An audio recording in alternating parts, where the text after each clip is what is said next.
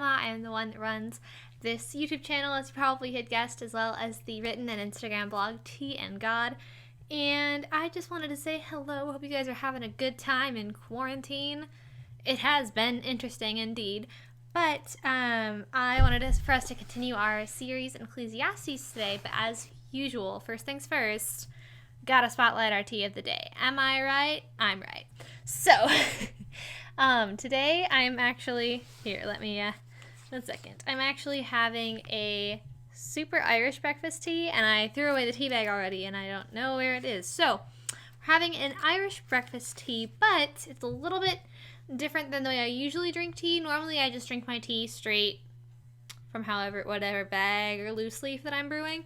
This time, we made it all fancy up in here, so I've got the tea here. But today's tea, instead of drinking it like how I normally do, I actually frothed up some half and half and put that in here with a teeny bit of sugar, because in, I want to say it was in Whispers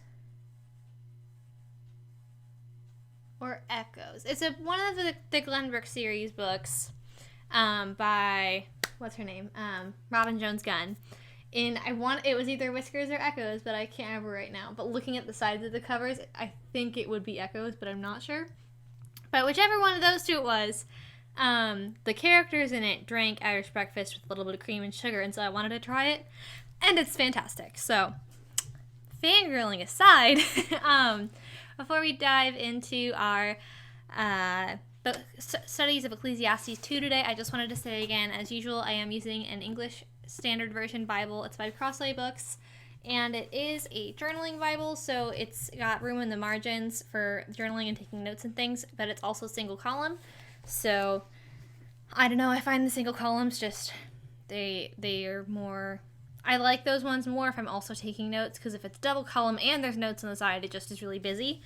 But before we dive right on into Ecclesiastes 2, I wanted for us to spotlight Psalms 85 today, because I think that it's really important and really good.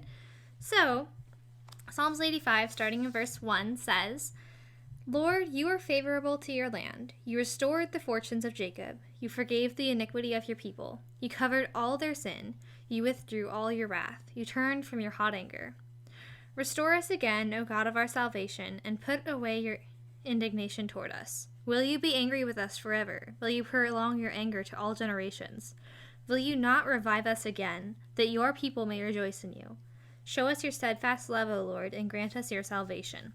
And I just finished verse 7 there, but I wanted to pause and go back up, because I think that if God can take away his anger towards us, and we are so deserving of that wrath as a race and as nations and as individual people, if God, the creator of everything, the only thing that is truly good, that's never done wrong, that's never screwed up and made a mistake, if he can forgive us for all of the stupid things we've done, how much more should we be forgiving our neighbors when they make little errors that drive us crazy, or our family members if they do things that annoy us? I mean, if God can put aside his anger, we really need to as people too, especially in times like right now where there's just so much chaos. We really need to be working together with those around us instead of like hoarding everything and, being rude.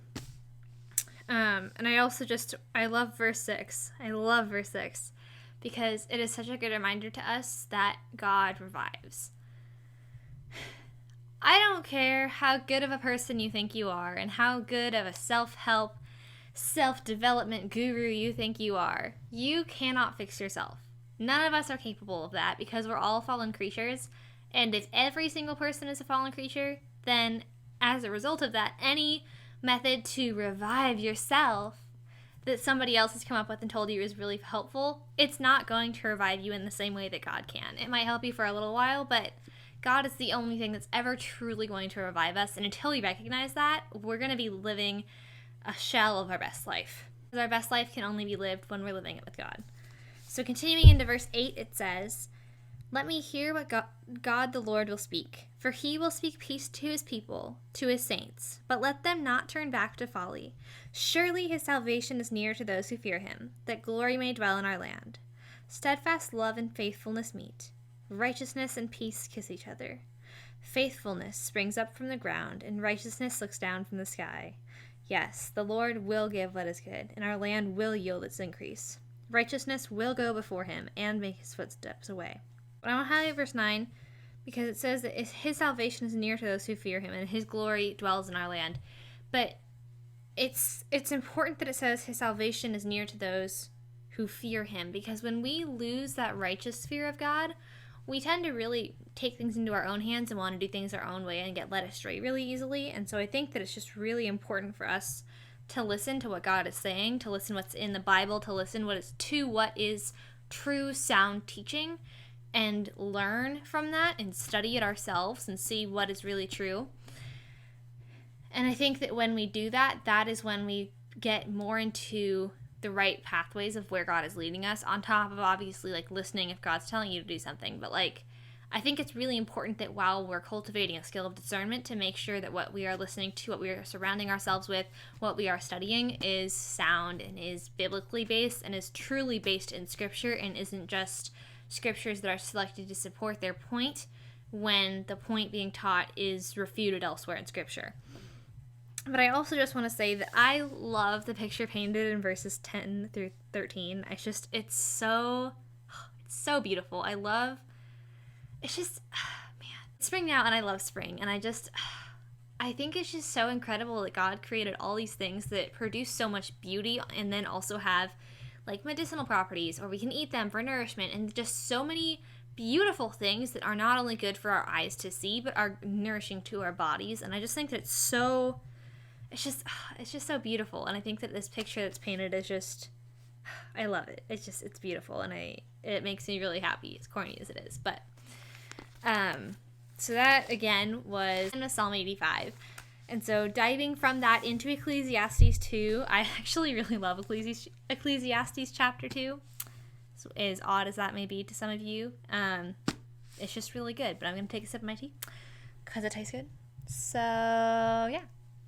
How are you guys doing? How's quarantine? What's new? So diving into Ecclesiastes chapter 2. Starting in verse 1, it says, I said in my heart, come now, I will test you with pleasure. Enjoy yourself. But behold, this also is vanity. I said of laughter, it is mad, and of pleasure, what use is it? I searched with my heart how to cheer my body with wine, my heart still guiding me with wisdom, and how to lay hold on folly, till I might see what was good for the children of man to do under heaven during the few days of their life. I made great works. I built houses and planted vineyards for myself. I made myself gardens and parks, and planted in them all kinds of fruit trees. I made myself pools from which to water the forests of growing trees. I bought male and female servants, and had slaves who were born in my house. I had also great possessions of herds and flocks, more than anyone who had been before me in Jerusalem. I also gathered for myself silver and gold and the treasure of kings and provinces. I got singers, both men and women, and many concubines, the delight of the sons of man. So I became great and surpassed all who were before me in Jerusalem. Also my wisdom remained with me, and whatever my eyes desired I did not keep from them. I kept my heart from no pleasure, for my heart found pleasure in all my toil. And this was my reward for all my toil. Then I considered all that my hands had done, and the toil I had expended in doing it, and behold, all was vanity, and a striving after wind, and there was nothing to be gained under the sun. And I just want to pause there at the ending of verse 11. And I want to jump back up to verses 4, 5, 6, 8. I think that's all the ones that say it, but it says in all of those verses that Solomon did these things for himself. I planted vineyards for myself. I made myself gardens. I made myself pools. I gathered for myself silver and gold. I think a really important thing that Solomon is trying to get after here is that we need to take the focus off of ourselves. Because when the focus is on you, you don't know how you are affecting other people. When the focus is on you, you're not pursuing God because you're pursuing yourself. I think the thing that as humans we tend to forget is that we're really bad at handling multiple relationships. When we are trying to balance our time, ultimately we're going to spend the most time on what we find the most important. So if you're doing all these things for yourself, not because of what God is telling you to do. Instead of doing what God is telling you to do, I need to work out. Oh, I need to save money for this if God's telling you to save money or give money to something else. Oh, I need to whatever. When you're focused on yourself, you are not going to be able to hear God's voice as clearly because you're not focused on Him, you're focused on you. Sometimes we need to take our eyes off of ourselves and how we come across and how we interact with other people and focus on how is God being prominent right now? Is He prominent? Is He on the throne or am I on the throne? And that's something that I think none of us are ever going to be perfect at. We're always going to have to evaluate and rethink and really actually ask ourselves this constantly throughout our walk with God, because as with any relationship, it can be really easy to put something else on the throne of our lives and make it an idol, whether it's social media or being really healthy or whatever. None of these things are bad in and of themselves. It's when they have the wrong priority in our life, so that instead of focusing on God, we're focusing on them, or in this case, focusing on ourselves. That is when we really need to evaluate, what am I doing with my time? Is my time being used wisely? Is this really what I should be doing, or am I out of alignment? I also think it's important, though, which verses 10 and 11 highlight, is that things are never going to satisfy us. No matter how much you think that new dress, that new that new blend of tea or coffee, or that new, I'm trying to think of other things people like, that new car, that new thing for your car, that new whatever it is, that new piece of home decor, it's never going to satisfy you, because that's not the purpose of things. Things are meant to make our life easier, for sure, but they're not meant to bring us satisfaction and joy and completeness, because they never are going to be capable of that. That is something that God and God only is capable of. And so when we're putting that type of pressure on a material object or another person, that's when we're going to run into problems in our lives, because that's not what that thing or what that person is supposed to do. You are not meant to be completed by something on earth. You're meant to be completed by God, not another person or some type of object. So continuing from that into verse 12, it says, "So I turned to consider wisdom and madness and folly. For what can the man do who comes after the king? Only what has already been done. Then I saw that there's more gain in wisdom than in folly, and there's more gain in light than in darkness. The wise person has his eyes in his head, but the fool walks in darkness. And yet I perceived that the same event happens to all of them. Then I said in my heart, what happens to the fool will happen to me also. Why then have I been so very wise? And I said in my heart that this is also vanity. For of the wise as of the fool there is no enduring remembrance, seeing that in the days to come all will have been long forgotten. How the wise dies just like the fool. So I hated life, because what is done under the sun was grievous to me, for all is vanity and striving after wind." And I again think that it's important that while everything on earth is not meant to last, and it's not supposed to, at the same time we need to live in wisdom, and we need to live in doing the right thing and doing what we know is right, even if it isn't the most pleasurable thing or isn't what we want to do, because that's when rubber meets the road. And if you can't stick to your faith when rubber meets the road, you really need to back up and evaluate how strong and how important it is to you, because when something means something to you, you're not just going to throw it aside like it's nothing. It's like when you were in elementary school and you had 6 best friends, you would always spend time with the one that was your actual best friend, and the other ones would, hang out with whoever. But we spend time doing things, and we spend our resources on things that matter to us. And so if we are living a life where God is a priority but isn't actually a priority, it's going to show in our actions and in our behavior. So continuing into verse 18, it says, "I hated all my toil in which I toil under the sun, seeing that I must leave it to the man who will come after me. And who knows whether he will be wise or a fool, yet he will be master of all for which I toiled and used my wisdom under the sun. This also is vanity. So I turned about and gave my heart up to despair over all the toil of my labors under the sun, because sometimes a person who has toiled with wisdom and knowledge and skill must leave everything to be enjoyed by someone who did not toil for it. This also is vanity and a great evil." What has a man from all the toil and striving of his heart, with which he toils beneath the sun? For all his days are full of sorrow, and his work is a vexation. Even in the night his heart does not rest. This also is vanity. There is nothing better for a person than that he should eat and drink and find enjoyment in his toil. This also I saw is from the hand of God. For apart from him, who can eat and who can have enjoyment? For to the one who pleases him, God has given wisdom and knowledge and joy. But to the sinner he has given the business of gathering and collecting, only to give to one who pleases God. This also is vanity and a striving after wind. And I think here it's important for us to remember that when it comes to a career, it needs to be something that we enjoy. Because our time on earth is limited. And if you're working a job that you hate just because it pays the bills, is that really worth it in the long run if you're going to be working this job for 40 plus years, depending on what it is? I think oftentimes as people, we let money take such a big priority in our lives and status and income in general that instead of taking a job that might pay a little bit less but would actually fulfill us and would actually give us a sense of purpose, we take a job that will give us more status and will make us look better and appear better to others, even though we'll be not hating our lives 90% of the time. And I think that that's a really sad dynamic that we've created, at least in Western culture, when there are so many different options for work. I think that a lot of times we also get blinded by how much a job pays. We think, wow, well, this pays whatever an hour. That's way more than minimum wage, so it must be worth it. Or, it's going to be better even if I don't want to do the job as much as minimum wage because I'm making way more money.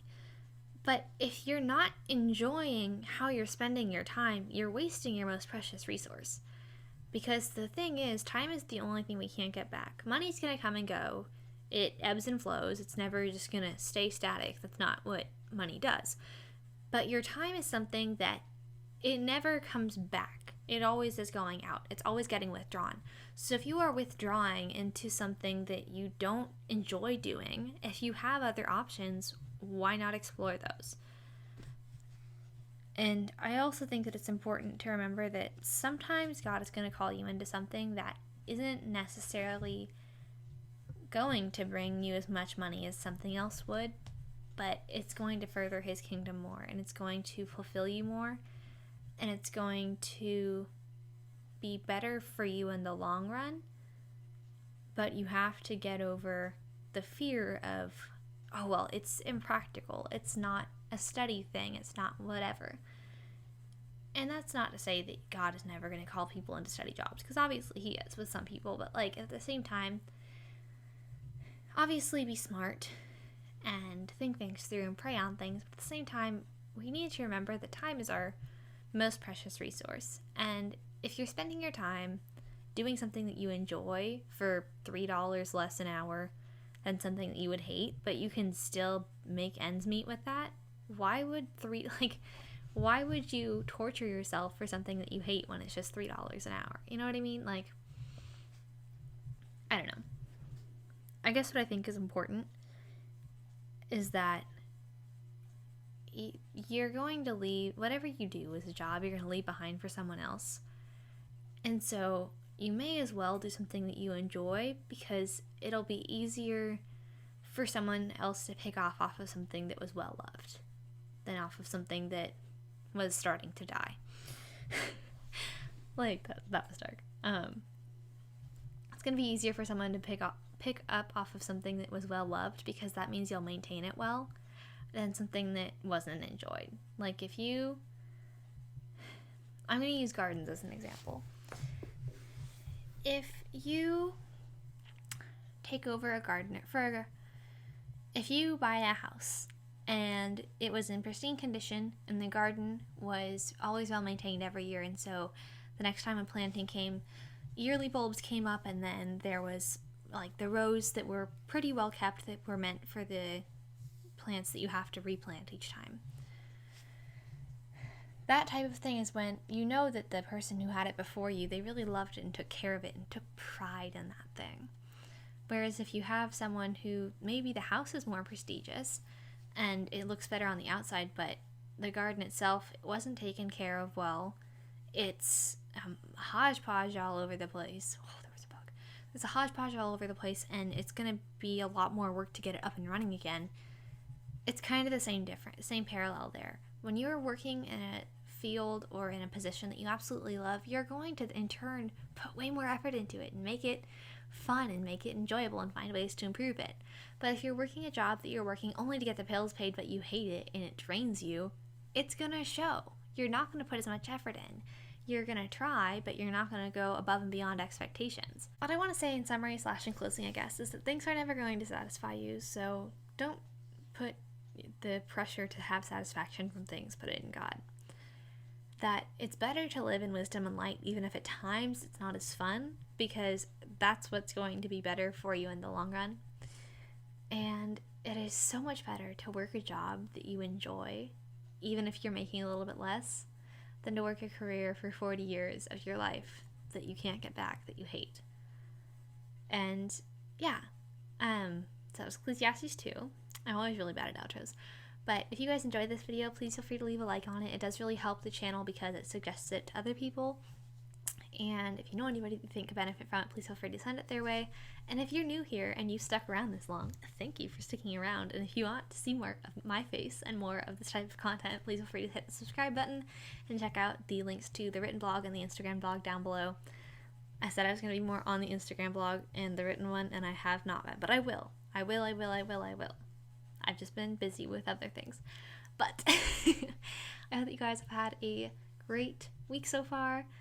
And yeah, I think that's it. And as usual, if you leave this video knowing nothing else, I hope you know how loved and cherished and precious you are to the God that created you.